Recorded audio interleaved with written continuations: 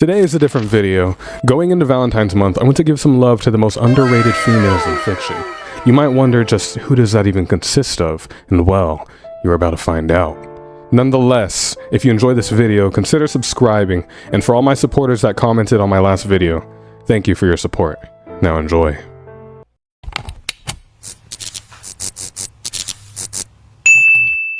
Sister Irene in the Nun series was chosen alongside Father Burke to investigate the strange death of a young nun at the Carta Monastery in Romania. But what began as a simple inquiry quickly twisted into a battle against an ancient evil lurking within the walls. The monastery wasn't just hiding secrets, it was guarding a doorway to something unholy. Still only a novitiate, Sister Irene was dragged into a nightmare she was never prepared for. Whispers in the halls, shadows moving on their own, the haunting image of a figure dressed as the nun stalking the corridors. The deeper they searched, the more it became clear. Something horrific had taken place there. And as the mystery unraveled, Sister Irene discovered she hadn't been chosen by chance.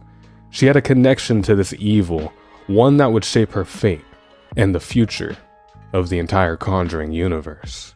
So today, we're giving our wilted flowers to Sister Irene, because she's hands down one of the most overlooked characters in modern horror.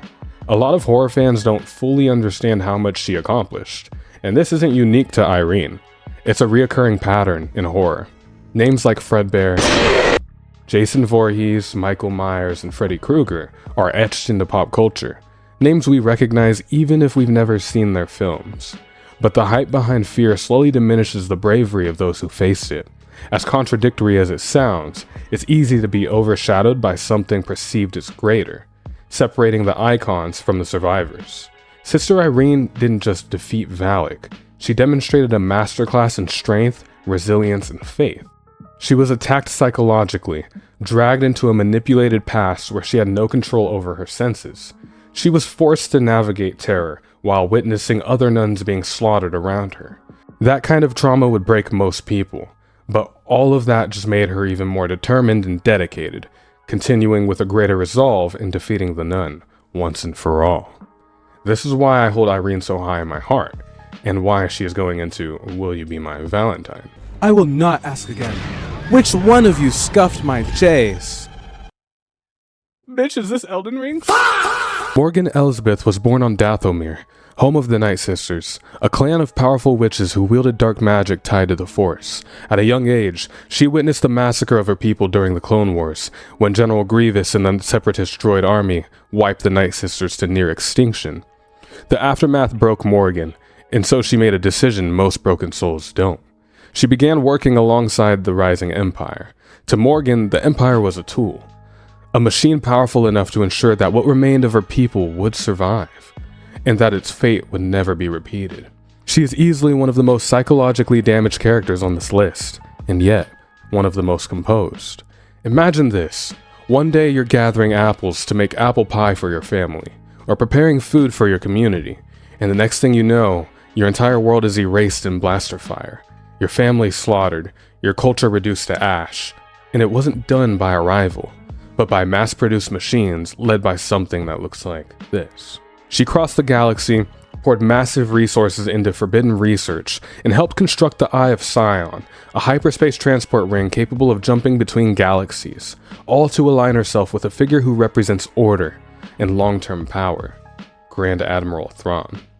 Both Morgan Elsbeth and Asajj Ventress don't get enough love, but Morgan's response to extinction is much colder, longer, and far more deliberate.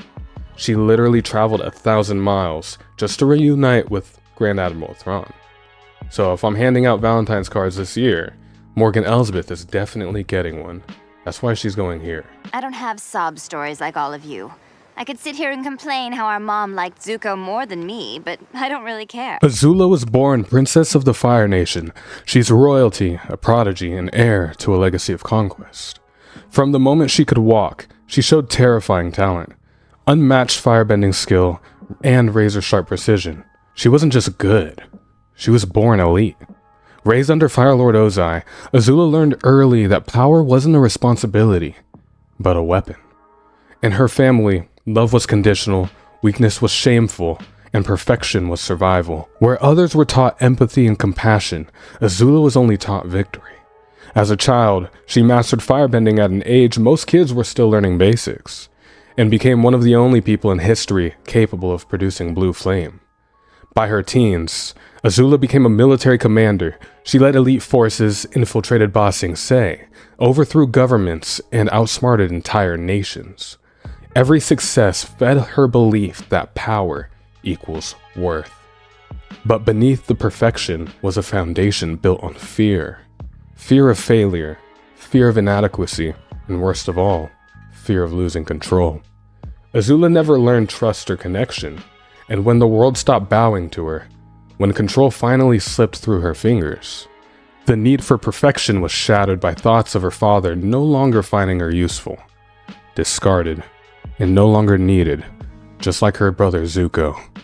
In that moment, the same brilliance that made her unstoppable on the battlefield became the fuel for her breakdown. Her mind turned inward, her paranoia consumed her, and the prodigy who once controlled armies couldn't control herself. Azula, even at her most perfect, never could connect with people on a deep or meaningful level. She was raised to be incapable of that, believing pain and suffering to be equal to love and empathy. That being said, Azula is definitely a character a lot of people can relate to. Trying to live up to the highest expectations of your parents, with the punishment of failing to do so being seen in real time happening to her own brother. This puts constant pressure on Azula, making even the smallest mistakes appear much bigger than they actually are. That is what Azula had to go through her entire life, the same narcissism we see in families today. Ozai is, well, a narcissist, and Azula is the victim and byproduct of his ideology. She definitely needs therapy, but we appreciate her nonetheless. I really meant what I said at the party. I'm not lying when I say that I want you. You're a scientist just as I am. We could watch the world progress together. Over 8 centuries ago, Medusa Gorgon was born into the infamous Gorgon family as the middle sister. She lived during the 1200s and was already involved in witch affairs long before Death City existed. When her older sister Arachne was branded a heretic for creating the first demon weapon using Ivan's forbidden teachings, Medusa initially stood by her, but when Death himself came to hunt Arachne down, Medusa abandoned her sister and left her to face him alone, nearly leading to Arachne's destruction. Centuries passed before Medusa resurfaced. During that time, she developed a substance known as black blood, and eventually had a child, Krona, whose father was never revealed. Medusa discovered the demon weapon Ragnarok and submerged him into a vat of black blood, dissolving him until only his essence remained. She then replaced all of Krona's natural blood with that corrupt mixture, effectively fusing Ragnarok into Krona's body. From that point on, Medusa raised Krona solely as an experiment. She trained the child to kill, pushing them far past their limits. When Krona hesitated to take a life, Medusa locked them alone in a dark room for days with Ragnarok, calling it punishment, until their mind finally broke, and they obeyed her command to slaughter the little bunny she had given them. Afterward, she casually remarked that they would be eating rabbit for dinner. Even though all of this was done to shape Krona into an independent killer, the result was quite the opposite. Krona became entirely dependent on Medusa's orders, unable to act on their own. Medusa considered this outcome a disappointment and deemed Krona a failed project. Medusa has lived for many centuries, and some people could argue that maybe time turned her bitter. But throughout the series, whenever she's doing something evil, she will glance at the camera and just smile. She takes pleasure in hurting her own flesh and blood to the point she literally replaces it. She makes Orochimaru from Naruto look like a saint.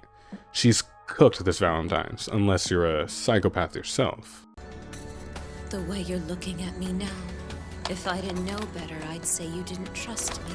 Annie Leonhardt trained with the 104th Cadet Corps, where her cold precision and brutal efficiency earned her the 4th highest ranking in her entire class. Annie excelled in hand-to-hand combat, disarming techniques, and sword training, though she kept everyone at arm's length. She preferred to operate alone, speaking only when necessary and avoiding emotional connections. After graduation, Annie joined the Military Police Brigade, a post reserved only for the top recruits. But her life inside the walls was a cover. Annie wasn't a soldier from Paradise.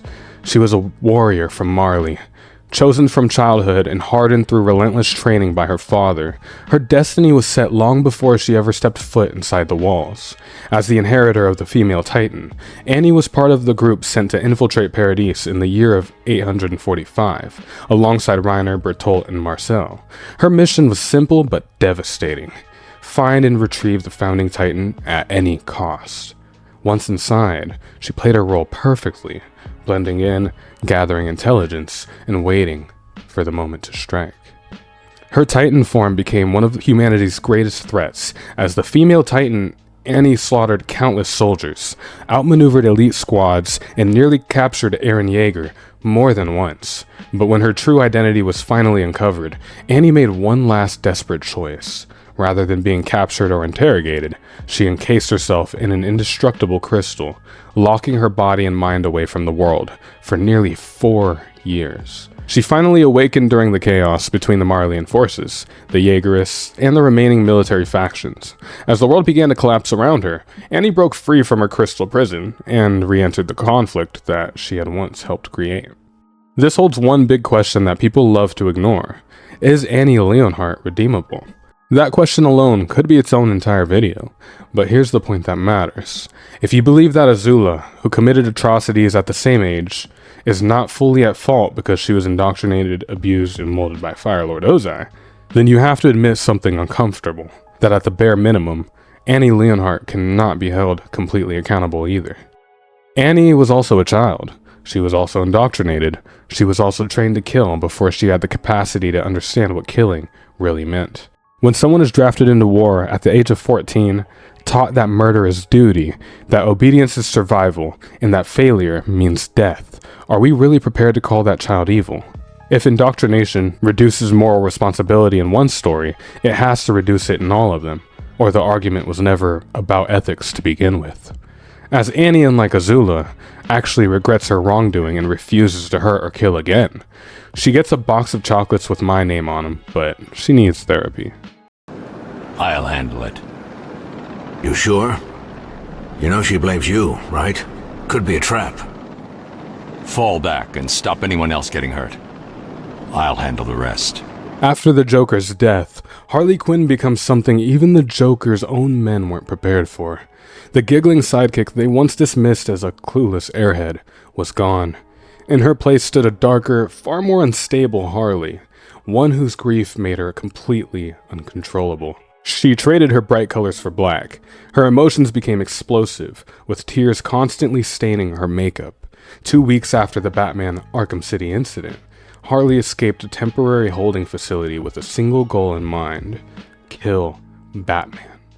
In revenge for the Joker's death, she rallied Joker's old gang, and although they were skeptical at first, her newfound conviction forced their loyalty.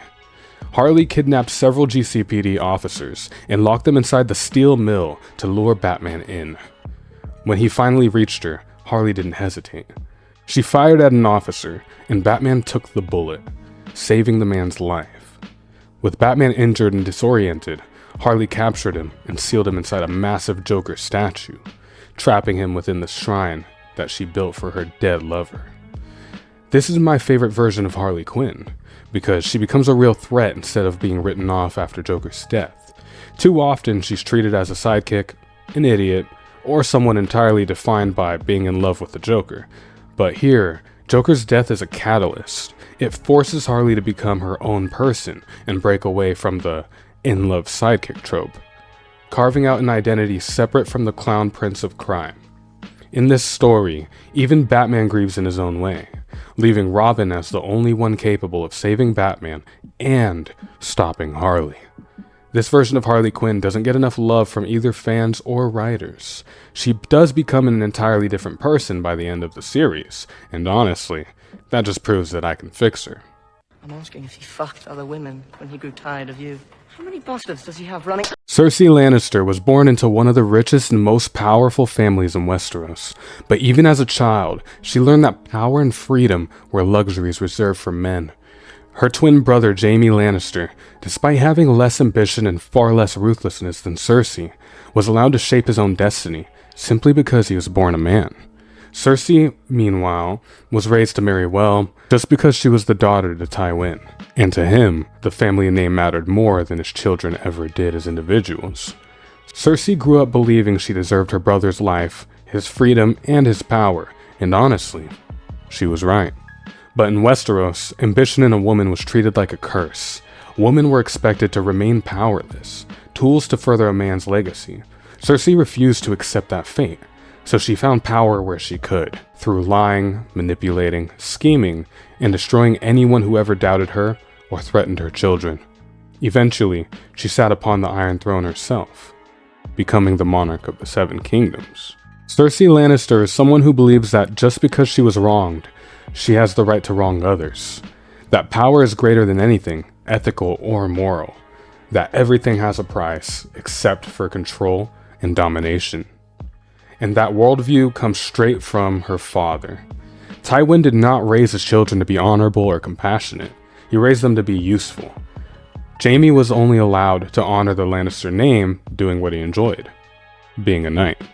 Which is why he's the only one who ends up even remotely functional.